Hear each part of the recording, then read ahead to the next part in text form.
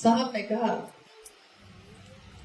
कि शिव का प्राण मंत्र है नमः शिवाय, लेकिन जो शर्तें मैंने अपने गुरु के लिए रखी थी उन शर्तों को पूरा करते हुए मेरे गुरु शिव ने अपने प्राण मंत्र को मेरी सांसों पे उतार दिया।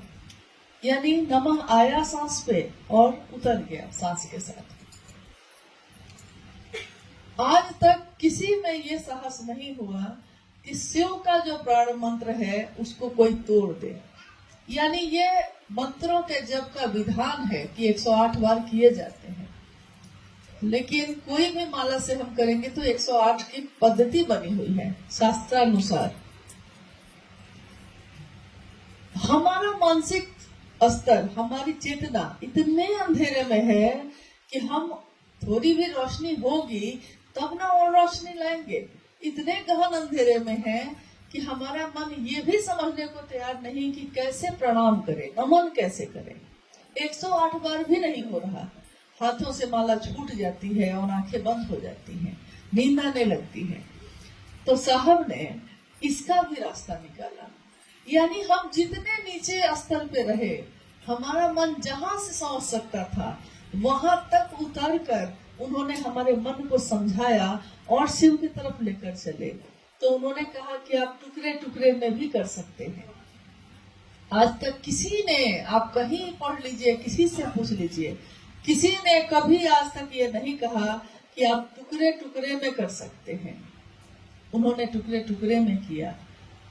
कल हम लोग यही बात कर रहे थे कि देखिए साहब ने कितनी बातें कही, कितनी बातें लिखी।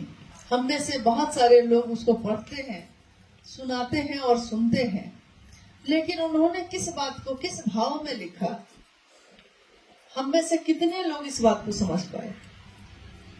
शब्द तो वही होते हैं, लेकिन जो जिस शब्द का जैसा अर्थ निकालता है उसके लिए उस शब्द का वही मतलब हो जाता है। शब्द एक ही होता है, लेकिन उसके अर्थ सबके लिए अलग अलग होते हैं। तो जब साहब ने कहा कि टुकड़े टुकड़े में करिए, तो कुछ लोगों ने माला ही तोड़ दी। उन्होंने कहा कि साहब कहे हैं कि 108 की माला और टुकड़े टुकड़े में करो, तो माला ही तोड़ देते हैं। तो कुछ लोगों ने माला भी तोड़ दी, लेकिन ठीक है, पता चला साहब को तो हंसे उनको। देखिए हंसने की तो बात है, हम लोग उनके लिए बच्चे ही तो है। बच्चा नहीं समझ पाता तो 2 को 4 की जगह पे 5 बोलता है, वो तो ऐसा ही बोलेगा क्योंकि हमको आता ही क्या है। तो उन्होंने कहा कि अरे भाई, मैंने टुकड़े टुकड़े में माला करने नहीं कहा था, नमः शिवाय मंत्र को कहा था कि जितनी देर टिकता है मन उतनी देर ही टिका के महादेव को प्रणाम करने की कोशिश करिए। महादेव की ऊर्जा, महादेव की ताकत, महादेव की शक्ति, इसका आकलन इस धरती के लोग, हम लोग करना चाहें तो कैसे करें? क्योंकि हमारी सोचने की एक सीमा है, हमारे देखने की एक सीमा है, हमारे सुनने की भी एक सीमा है। कुछ दूर के बाद हमारी आंखें नहीं दिखती, कुछ दूर के बाद हमारी आवाज नहीं पहुंचती, कुछ दूर के बाद हम किसी की आवाज नहीं सुन पाते। तो उस स्थिति में सूक्ष्माति सूक्ष्म परम सत्ता शिव, उसको हम कैसे समझते? तो जब शिव को, जो बहुत ही सूक्ष्म है, सूक्ष्माति सूक्ष्म है, जब हम उनको न देख पा रहे हैं न सुन पा रहे हैं, तो उसी ऊर्जा का संचरण एक मानव तन में हुआ, ताकि हमारे आपके जैसे लोग सुन सके और समझ सके। और वो मानव तन क्यों नहीं किसी और का हुआ?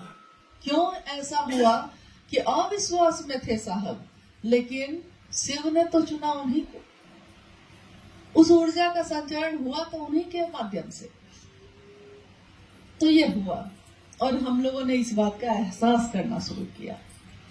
अब आने वाले समय में अभी भी जो हम लोग चल रहे हैं, हम बोलते हैं, जब साहब और दीदी के साथ उस समय बिहार के कुछ जगहों पे कार्यक्रम हुए, महोत्सव हुए, जिसमें जाने का सौभाग्य प्राप्त हुआ, तो मंच पे गुरु भाई लोग बैठकर एक भजन गा रहे थे। पहली बार मैंने इस शब्द को सुना था वहां कि स्वागत है युग पुरुष तुम्हारा, तुमने जमी पे गुरु शिव को उतारा। और भाव से भरे साहब और दीदी बैठे हैं और हम लोग का सौभाग्य उनके साथ बैठे। और गुरु भाई मंच से ये भजन गा रहे हैं। तो मेरे मन में जो समय आया कि ये युग पुरुष कह रहे हैं साहब को, और स्वागत कर रहे हैं उनका कि तुमने जमीन पे गुरु शिव को उतारा। यानी हम आज ये बात नहीं कर रहे हैं, ये तो मुझसे भी पहले से जो शिव से साहब के माध्यम से बने, ये तो उनकी भी भावना वही है। आज हमारी भावना भी वही है कि हम उनका स्वागत करने की कोशिश करते हैं कि उन्होंने शिव को जमीन पे उतार दिया। बहुत पहले कहानियों में कभी हमने सुना कि माँ गंगा का जब अवतरण हुआ, माँ गंगा जब धरती पे आई तो राजा भगीरथ ने कितनी तपस्या की। बड़ी मुश्किल से, पूरी कहानी सबको ज्यादातर सुनते ही हैं अपने घरों में, बड़ी मुश्किल से, बहुत कठिन तपस्या के बाद गंगा उतरी। लेकिन गंगा उतरी तो उसके पीछे भी बात हुई कि गंगा का वेग इतना है कि ये धरती उसको बर्दाश्त नहीं कर सकेगी। इतनी तेजी से जो उतरेगा, इतने वेग और इतने प्रवाह के साथ जो उतरेगा, उसका भार, उसका तेज ये धरती बर्दाश्त नहीं कर पा रही थी, नहीं करती, पूरी धरती खत्म हो जाती। तो वो महादेव के पास गए और महादेव ने उनकी प्रार्थना सुनकर माँ गंगा को अपनी जटाओं में लपेट लिया। कहानी यही कहती है, किसी न किसी ने तो ये लिखा होगा, किसी न किसी ने किसी को सुनाया होगा, जटाओं में लपेट लिया। यानी एक गंगा का वेग ये धरती बर्दाश्त नहीं कर सकती थी, और सीधे शिव का वेग कैसे बर्दाश्त करती। कभी हम लोग सोचे इस पे कि एक नदी, माँ गंगा जिनको हम कहते हैं, उनका प्रवाह इतना तेज है कि वो धरती बर्दाश्त नहीं करती, खत्म हो जाती, और उनको जटाओं में से उन्हें लपेट लिया। और जिसने सीधे शिव को ही जमीन पे उतारने की बात कही, और कोई आराधना नहीं, कोई तपस्या नहीं, कोई साधना मंत्रों का जप नहीं, मात्र भाव। क्योंकि ये सारे कर्म कांड करके भी अगर भाव शामिल नहीं है तो सारी चीजें व्यर्थ हैं। हम सारा आयोजन कर दें, हम सारी सजावट कर दें, लेकिन अगर मेरे मन में आपके लिए प्रेम नहीं है तो सारी सजावट व्यर्थ है। किसी पत्नी से कहिए, पूछिए कि अगर उसका पति उसको, मान लीजिए वो कहती है कि पति तो प्रेम करता है, उसके लिए घर बनवा दे, गहनों से लाद दे, कपड़े ही कपड़े दे दे, सारा सुख सुविधा दे दे, और पति का भाव नहीं दे, उस पत्नी के लिए उन चीजों का क्या मोल, उस सजावट का क्या मोल। यानी कोई भी रिश्ता जब होता है तो उसमें भाव अगर नहीं है तो सारी चीजें व्यर्थ हैं। साहब ने यही तो किया, खड़े हो गए इस विचार पे कि शिव मेरे हैं, तो पूरी दुनिया इधर से उधर हो गई, घर बाहर के लोग इधर से उधर हो गए, लेकिन वो एक जगह खड़े हो गए तो हो गए। उन्होंने रास्ता नहीं बदला, उन्होंने शिव के लिए किसी से समझौता नहीं किया, बाकी चीजों में किया, लेकिन महादेव के लिए नहीं किया। और हम आप क्या समझते हैं कि यही ना साहब जो दुबले पतले से हैं, यही ना जो कुर्ता पजामा पहन के बैठे हैं, यही ना जो पान खा रहे हैं। कोई ला दिया पान तो साहब खा लिए, गुरु भाई गुरुबान कोई ला दिए हैं तो साहब खा रहे हैं, तो यही ना साहब। यही कभी उस नंबरदार ने भी सोचा था, वही ना महादेव जो मेरे मंदिर में रहता है, जो मेरे गांव में रहता है, और जैसे ही सोचा तो नदी में डूबने लगा। अघोरी ने कहा कि रे अपने शिव को छोड़, मेरे शिव को देख। यानी हम जिनको समझते रहे हमेशा कि ये न साहब से मिलना तो आसान ही है, जब मन के आ गए, लेकिन धीरे धीरे ये कठिन हुआ।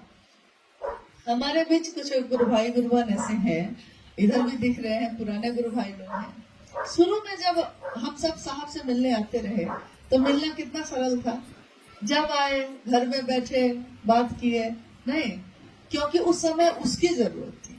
लेकिन धीरे धीरे कठिन कैसे होता चला गया, धीरे धीरे हुआ कि नहीं।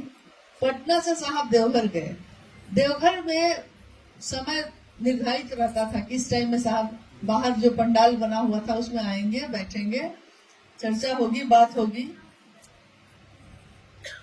और उसके बाद धीरे धीरे व्यवस्था ये होने लगी कि फिर वो बोलने भी लगे और समय भी देने लगे।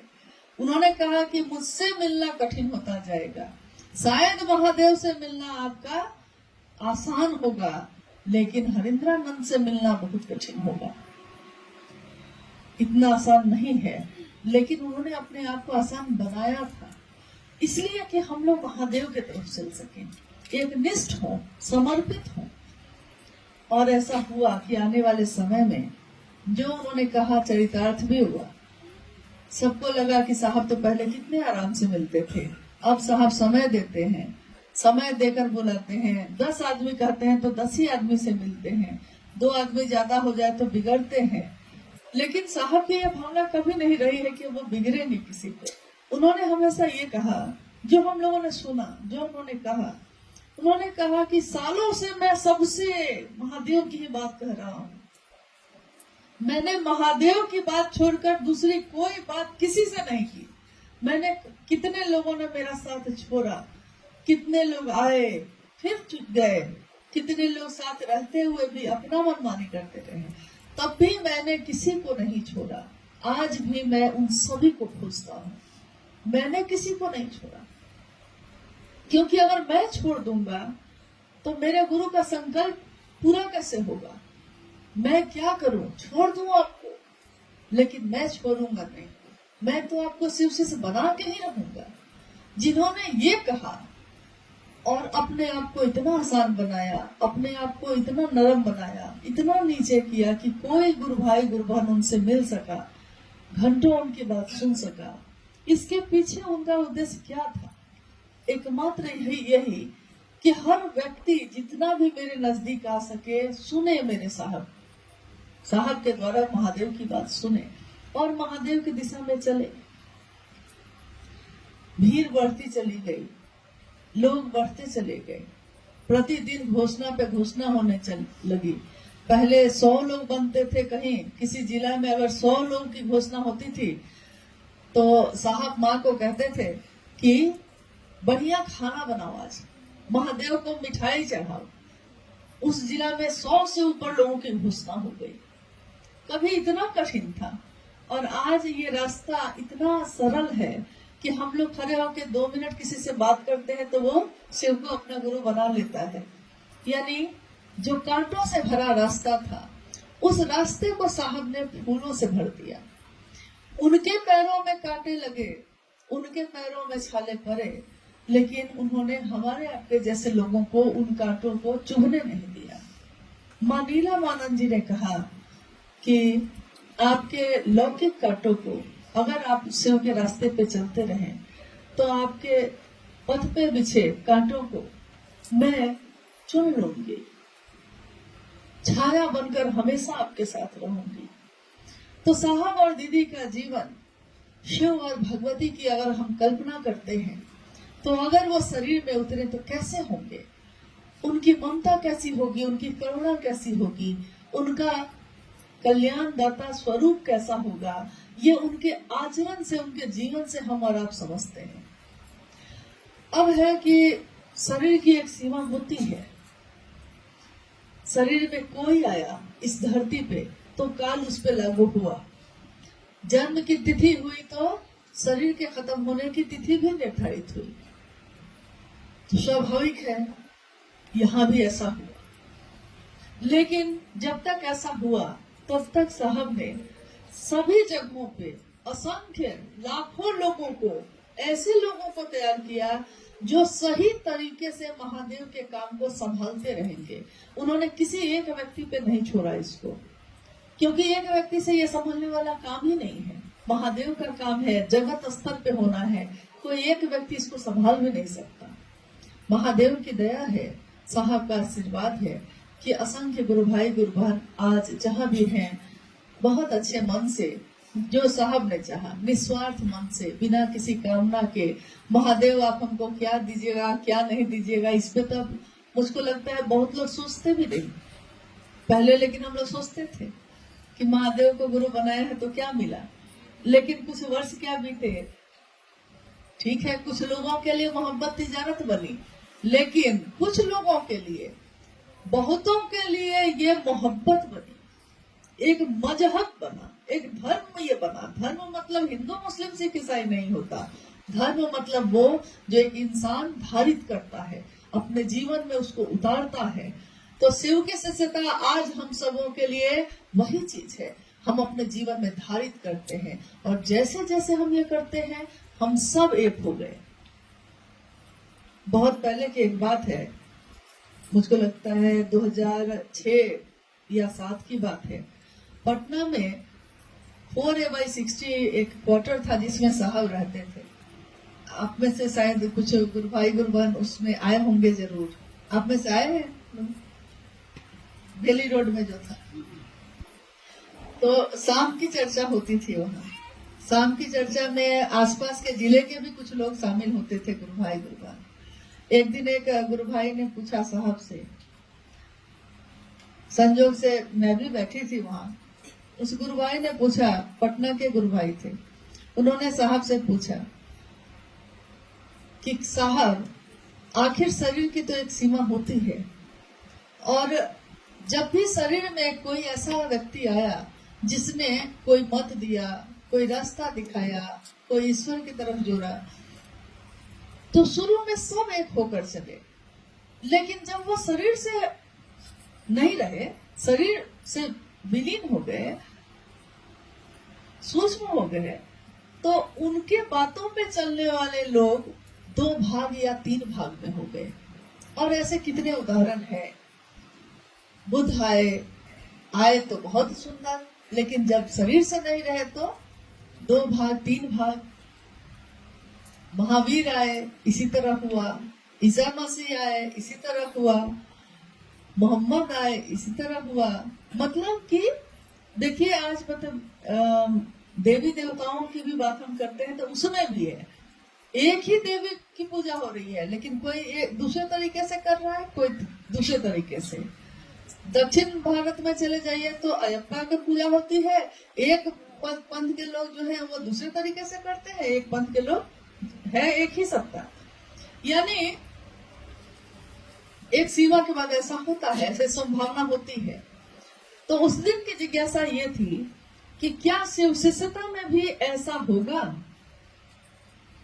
कभी न कभी तो शरीर है, उसका एक जीवन होगा, लेकिन क्या शिव शिष्यता में भी ऐसा होगा कि आपके सामने तो सब एक है, लेकिन उसके बाद साहब ने शाम का समय था, छत पे चर्चा चल रही थी। साहब ने बड़े गंभीर भाव से कहा कि शिव की शिष्यता में इसका उल्टा होगा, शिव की शिष्यता में इसका विपरीत होगा। शिव की शिष्यता में जब लोग जुड़ना शुरू करेंगे, उसी समय अलग अलग कुनबा बनाएंगे। मतलब मेरा क्षेत्र, मेरा जिला, मेरा गांव, मेरा शहर, उसी समय बनाएंगे। लेकिन फिर धीरे धीरे ये सारी चीजें टूटती चली जाएंगी और सारे शिव के शिष्य एक हो जाएंगे। आपकी भी अनुभूति होगी और मेरी भी है कि अगर साहब ने कुछ कहा है तो एक दिन वो हुआ जरूर है।